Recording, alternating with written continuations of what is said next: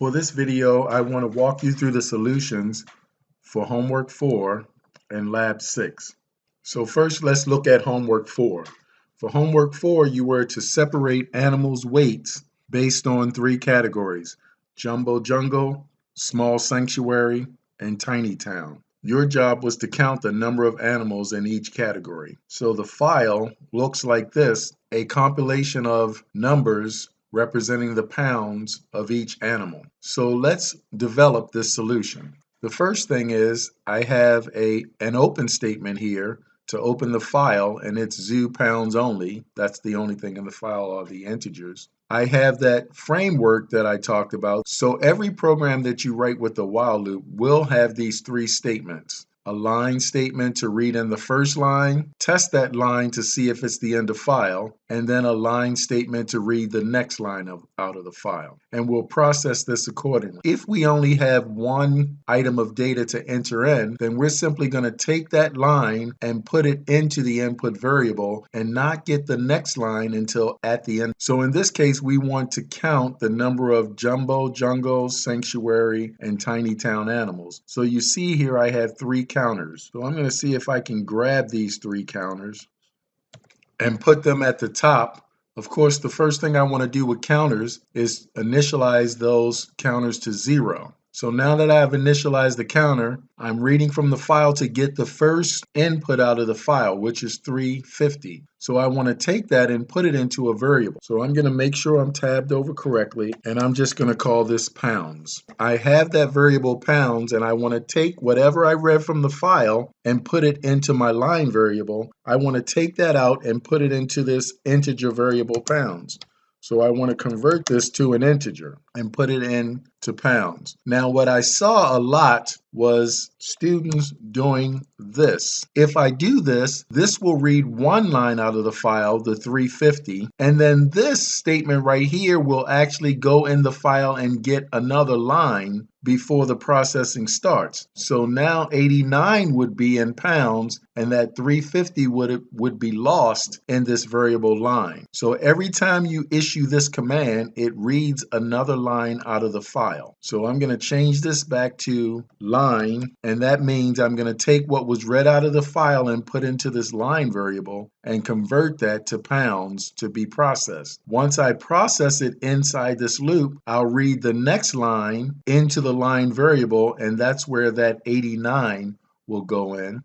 As long as it's not the end of file, we'll take that line, convert it to an integer, and put it into pounds. Eventually, when we get down to the end of the file, line will get an empty string, and that empty string will stop this loop process. So now that I have the pounds, I want to count them in their respective categories. So jumbo jungle is over 200 pounds, sanctuary 10 or more pounds, and tiny town less than 10 pounds.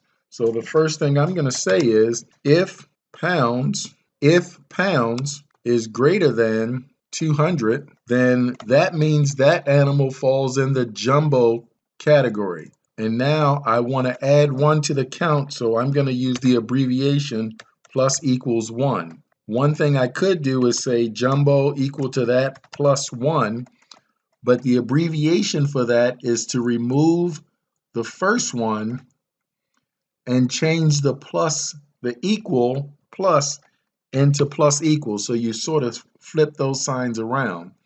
And now you have the shorthand for jumbo count is equal to jumbo count plus 1. You cannot just say equal here. You must say plus equal. So now my second condition here is elif pounds is greater than or equal to 10. So I'm using the ceiling method now. I've handled everything above 200. So now I'm looking at everything from 10 and above. And if it is 10 and above, then I'm going to use the small count. Again, I don't like to type so much that I'm just going to paste that in there. So if it's not either one of those cases, it must be in the tiny town, less than 10. So I'm going to copy this, paste it, voila, and I'm done with that. The other thing I wanted to do for this assignment is also get the average weight. So to get the average weight, I can get the average weight above this if statement here, and this is all one statement, or below it. I cannot get it outside of the while loop, and I should not get it before I read in the first pound. So I have to have pounds in order to average it. So to average it, to do any average, I need a counter and an accumulator. So I'm going to create another counter and an accumulator called sum. And of course, for both of those, I need to set them equal to 0. So once I'm in here and I have this, again, I can do this here or below. I am going to say count plus equals 1 and sum plus equals what? The pounds. That's what I'm accumulating. So notice I've added a little white space here, blank lines, so I can see everything that's going on. This is getting my average of all the animals, and this is counting each animal in their particular category. Now, if I wanted to do the average of each particular animal, which we are going to do for the lab, I would need a counter and an accumulator for each category. So now I have all of this done. There's the bottom of my loop right there to read the next value. So outside of my loop, I want to add the average statement. So average is equal to sum divided by count, and that gives me the average. I don't want to put the average inside the loop, because if I do, then every time I get a new animal, I will do that calculation over and over and over and over again. My goal is to get all of them accumulated and then do the average once the loop stops. So I've added the print statements here, and nothing really to talk about there.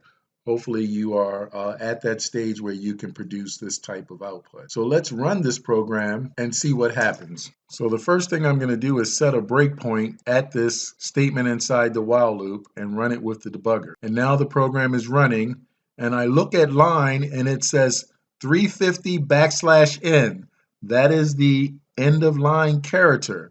I don't want that on there, so I'm going to strip it out using the int function, which allows me to strip it off. And then when I go to the next line, I see now in pounds, I just have the 350 as an integer and not a string. And by the way, in the line, it was of type string.